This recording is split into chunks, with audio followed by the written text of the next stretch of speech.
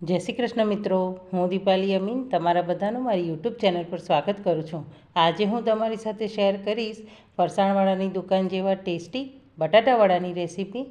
તો આ બટાટાવડા હું તમને અમુક ટિપ્સ સાથે શીખવીશ જેથી તે ટેસ્ટમાં બજારમાં મળે છે તેવા જ ટેસ્ટી બનશે। અને આ બટાટાવડાને મેં ચટણી સાથે સર્વ કર્યા છે, તમે તેને પાઉં સાથે પણ સર્વ કરી શકો છો। તો ચાલો આ એકદમ ટેસ્ટી બટાટાવડા બનાવવાનું શરૂ કરીએ। અને જો તમને મારી બધી જ રેસીપી રિટર્નમાં વિડીયો સાથે જોઈતી હોય તો મારી વેબસાઇટ dipaliskitchen.com પર જઈને જોઈ શકો છો, જેની લિંક મેં ડિસ્ક્રિપ્શન બોક્સમાં આપેલી છે। તો ચાલો આ ટેસ્ટી બટાટાવડા બનાવવાનું શરૂ કરીએ।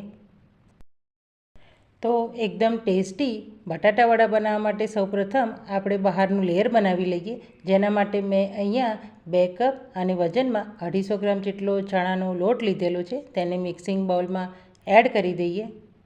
હવે તેમાં સ્વાદ મુજબ મીઠું, અડધી ચમચી જેટલો હળદર પાવડર, અડધી ચમચી જેટલો અજમો, તેની સાથે બટેટાવડા ફૂલેલા બને તે માટે ચપટી ખાવાનો સોડા એડ કરી દઈએ।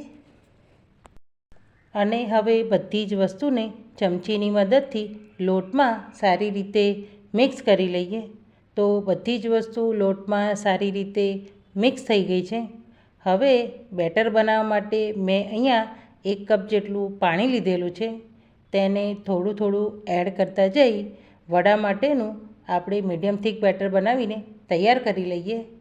તો બેટર બનાવતી વખતે તે વાતનું ખાસ ધ્યાન રાખવું કે એકસાથે વધુ પડતું પાણી એડ ન કરવું, થોડું થોડું પાણી એડ કરતા જઈ આપણે મીડિયમ થીક બેટર બનાવીને તૈયાર કરવાનું છે। જો તમે એકસાથે પાણી એડ કરી દેશો તો તેમાં લમ્સ પડી જશે। તો હવે તમે જોઈ શકો છો કે મેં બેટર બનાવીને તૈયાર કરી દીધેલું છે અને જે મીડિયમ થીક છે। તો આ રીતનું બેટર બનાવવા માટે મારે લગભગ 1 કપ જેટલા પાણીની જરૂર પડેલી છે, તેમાંથી 1 ચમચી જેટલું પાણી વધેલું છે। હવે આ બેટરને આપણે વિસ્કરની મદદથી સારી રીતે ફેંટી લઈએ। તો આ બેટરને લગભગ આપણે 2 થી 3 મિનિટ માટે ફેંટવાનું છે। તો બેટરને આ રીતે ફેંટવાથી તેમાં હવાના કણ ભરાશે અને બેટર લાઇટ અને ફ્લફી થશે। તો જ્યારે તમે ત્યારબાદ તે બટેટાવડા બનાવશો તો તે ચોક્કસ ફૂલેલા બનશે। તો લગભગ 3 મિનિટનો સમય થઈ ગયો છે અને મેં બેટરને સારી રીતે ફેંટી લીધેલું છે અને તમે જોઈ શકો છો કે તે લાઇટ અને ફ્લફી થઈ ગયું છે, સાથે જ બેટરનો કલર પણ બદલાઈ ગયેલો છે। તો હવે તૈયાર થયેલા બેટરને ઢાંકી અને લગભગ 15 મિનિટ માટે રાખી દઈએ જેથી તે સારી રીતે સેટ થઈ જાય। તો હવે જ્યાં સુધી આપણે બેટરને રેસ્ટ ઉપર રાખ્યું છે ત્યાં સુધી બટેટાવડાનું સ્ટફિંગ બનાવી લઈએ। તો તેના માટે મેં અહીંયા 500 ગ્રામ જેટલા બાફેલા બટેટા લીધેલા છે। મેં અહીંયા બટેટાને કુકરમાં એડ કરી અને સારી રીતે બાફી રૂમ ટેમ્પરેચર ઉપર ઠંડા કરી લીધેલા છે। તો તમે જ્યારે પણ બટેટાવડા બનાવતા હો ત્યારે બટેટાને પહેલેથી જ કુકરમાં બાફી અને રૂમ ટેમ્પરેચર ઉપર ઠંડા કરી લેવા। જો તમે ગરમ બટેટાનો ઉપયોગ કરશો તો તેમાં મોઇશ્ચર રહેલું હોવાથી તે તરત જ પેસ્ટ જેવા બની જશે।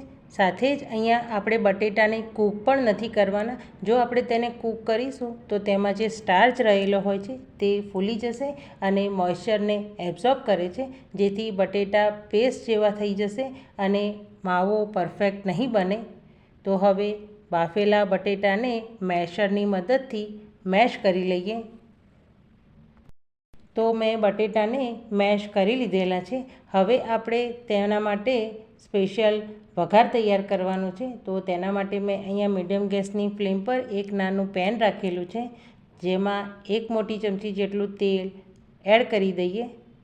હવે તેમાં ચપટી હિંગ, 1 ચમચી રાઈના દાણા, 1 ચમચી જેટલું જીરું, 3 નંગ સૂકા લાલ મરચાંના ટુકડા, સાથે જ 1 ચમચી જેટલી લીલી વરિયાળી એડ કરી બધી જ વસ્તુને તેલમાં સારી રીતે સોતે કરી લઈએ। તમે ચાહો તો સૂકા આખા ધાણાનો પણ ઉપયોગ કરી શકો છો, મેં અહીંયા તેનો ઉપયોગ નથી કર્યો। તો તમે જોઈ શકો છો કે બધી જ વસ્તુ તેલમાં સારી રીતે સોતે થઈ ગઈ છે। હવે મેં અહીંયા 2 મોટી ચમચી જેટલા લીલા મરચાં, આદું અને લસણની અધકચરી પેસ્ટ લીધેલી છે. અહીંયા આપણે આ 3 વસ્તુની સ્મૂથ પેસ્ટ નથી લેવાની, આ રીતે અધકચરી પેસ્ટનો જ ઉપયોગ કરવાનો છે. તેની સાથે લગભગ 10થી 12 નંગ જેટલા મીઠા લીમડાના પાન લીધેલા છે. તેને એડ કરી બધી જ વસ્તુને તેલમાં સારી રીતે સાંતળી લઈએ, જેથી કરીને આદું, લસણ અને મરચાંનો કાચો સ્વાદ ન રહે. તો લગભગ 2 મિનિટમાં જ બધી જ વસ્તુ સારી રીતે સોતે થઈ ગઈ છે. હવે મસાલામાં 5 ચમચી જેટલો હળદર પાવડર એડ કરી તેને પણ સારી રીતે મિક્સ કરી સોતે કરી લઈએ. તો હવે આપણો એકદમ ટેસ્ટી વઘાર તૈયાર થઈ ગયો છે. તો હવે ગેસની ફ્લેમ બંધ કરી દઈએ અને તૈયાર કરેલા વઘારને બાફી અને મેશ કરેલા બટેકામાં એડ કરી દઈએ. તેની સાથે તેમાં સ્વાદ મુજબ મીઠું અને 2 મોટી ચમચી જેટલા ઝીણા સમારેલા ફ્રેશ કોથમીરના પાન લીધેલા છે, તેને એડ કરી દઈએ. અને હવે હાથની મદદથી બધી જ વસ્તુને સારી રીતે મિક્સ કરી લઈએ. તો મેં બધી જ વસ્તુને સારી રીતે મિક્સ કરી લીધેલી છે. અને હવે આપણો એકદમ ટેસ્ટી બટેટાનો મસાલો બનીને તૈયાર થઈ ગયો છે. તો બટેટાવડા માટે બજારમાં આ રીતે જ તેનો મસાલો તૈયાર કરવામાં આવે છે. તો હવે આપણો એકદમ પરફેક્ટ ટેક્સચર સાથે બટેટાનો મસાલો તૈયાર થઈ ગયો છે. તો તમે પણ એકવાર આ ટ્રીક સાથે તેને જરૂરથી ટ્રાય કરજો. તમારા બટેટાવડા ચોક્કસ એકદમ સરસ જ બનશે. તો હવે તૈયાર થયેલા મસાલામાંથી થોડું મિક્સર હાથમાં લઈ આપણે નાનો બોલ્સ બનાવી લઈએ. તો તમે જોઈ શકો છો કે આપણો બટેકાનો માવો પરફેક્ટ ટેક્સચર સાથે તૈયાર થયેલો હોવાથી તે જરા પણ હાથમાં ચોંટ્યો નથી. તો બટેકાનો મસાલો આ રીતે જ બનવો જોઈએ અને આપણા હાથમાં તેની શાઇન પણ આવી જોઈએ, મતલબ કે તમારો મસાલો એકદમ પરફેક્ટ તૈયાર થયેલો છે. તો હવે આ જ રીતે બધા જ બોલ્સ બનાવીને તૈયાર કરી લઈએ. તો મેં બધા જ મિક્સરમાંથી બટેટાવડા માટેના બોલ્સ બનાવીને તૈયાર કરી દીધેલા છે.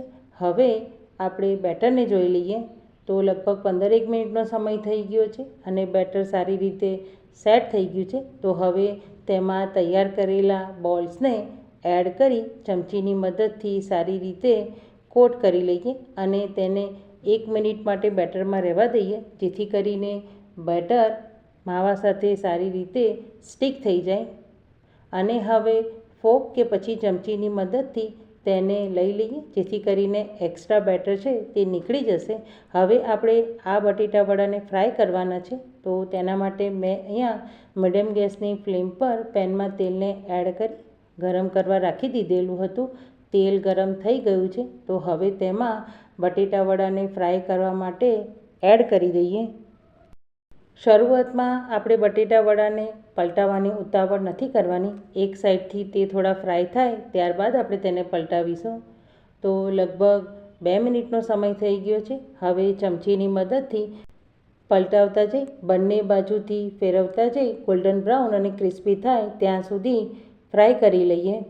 તેની સાથે બટેટાવડાને ફ્રાય કરતી વખતે ગેસની ફ્લેમ મીડિયમ રાખવી, જેથી કરીને વડા સારી રીતે ફ્રાય થાય. જો તમે તેને લો ગેસની ફ્લેમ પર ફ્રાય કરશો તો તે તેલને એબ્ઝોર્બ કરી સોગી થઈ જશે, અને જો હાઈ ગેસની ફ્લેમ પર ફ્રાય કરશો તો તે બહારથી તો ફ્રાય થઈ જશે પણ અંદરથી કાચા રહેશે. તો લગભગ વડાને ફ્રાય થતાં 5થી 6 મિનિટનો સમય થઈ ગયો છે અને તમે જોઈ શકો છો કે વડા બંને બાજુથી સારી રીતે ફ્રાય થઈ ગોલ્ડન બ્રાઉન અને ક્રિસ્પી થઈ ગયા છે. તો હવે ફ્રાય થયેલા વડાને તેલમાંથી નીકાળી ટિશ્યુ પેપર પર રાખી દઈએ, જેથી તેમાં રહેલું બધું જ વધારાનું તેલ નીકળી જાય. તો જોતાં જ ખાવાનું મન થઈ જાય તેવા ટેસ્ટી બટેટાવડા બનીને તૈયાર થઈ ગયા છે. તો હવે આ જ રીતે બધા જ વડાને ફ્રાય કરી લઈએ અને હવે ફ્રાય થયેલા વડાને સર્વ કરી લઈએ. મેં આ વડાને કોથમીર ફુદીનાની ચટણી અને ટોમેટો સોસ સાથે સર્વ કર્યા છે. તમે તમારી મનપસંદ ચટણી સાથે તેને સર્વ કરી શકો છો. સાથે તૈયાર થયેલા વડાને હું તમને તોડીને બતાવું તો તમે જોઈ શકો છો કે તે અંદરથી એકદમ સરસ રીતે ફ્રાય થઈ અને પરફેક્ટ બન્યા છે. તો ફ્રેન્ડ્સ, તમે પણ એકવાર આ ટ્રીક સાથે બટેટાવડા જરૂરથી ટ્રાય કરજો. તૈયાર થયેલા આ બટેટાવડાને તમે પાઉં સાથે પણ ખાઈ શકો છો.